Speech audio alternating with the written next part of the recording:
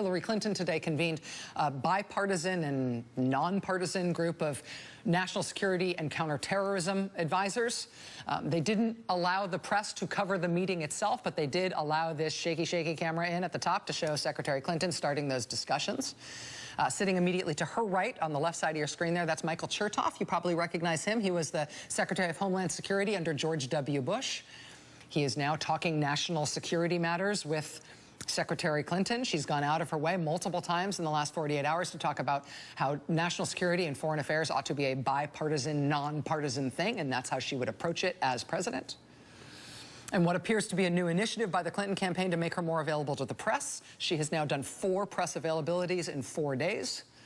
Secretary Clinton gave remarks after her meeting with those counterterrorism and national security officials today. She talked about ISIS. She talked about the priority she's putting on personally targeting the head of ISIS, Abu Bakr al-Baghdadi.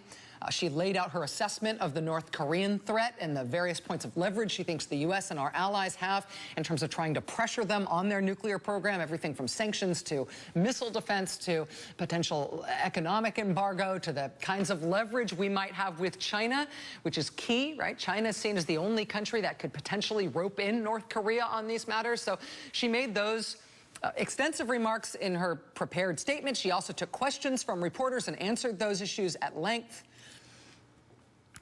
In terms of the other campaign.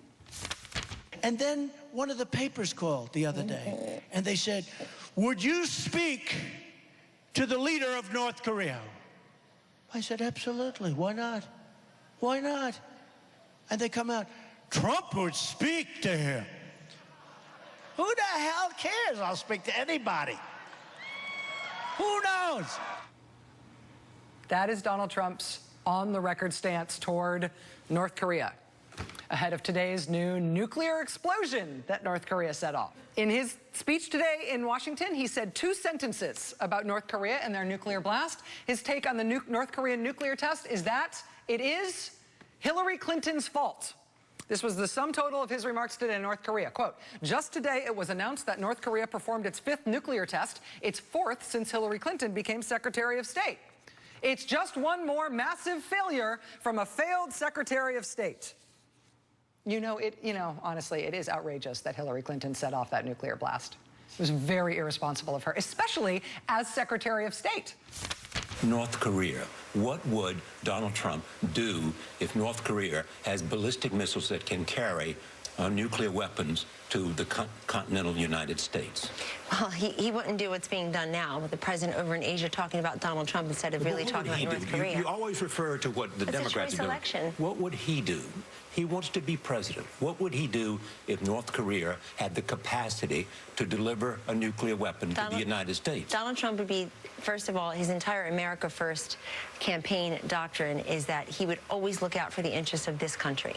And North Korea and the rest of the world would know, Charlie, that President Trump and Vice President Pence aren't messing around with anybody who's trying to threaten our lives. I mean, the generals that I hear and the national security experts that I hear talk about nuclear capability being nothing short of devastating. North Korea if they had the capacity? Would it be diplomatic or military response? He would make sure that they would never use it.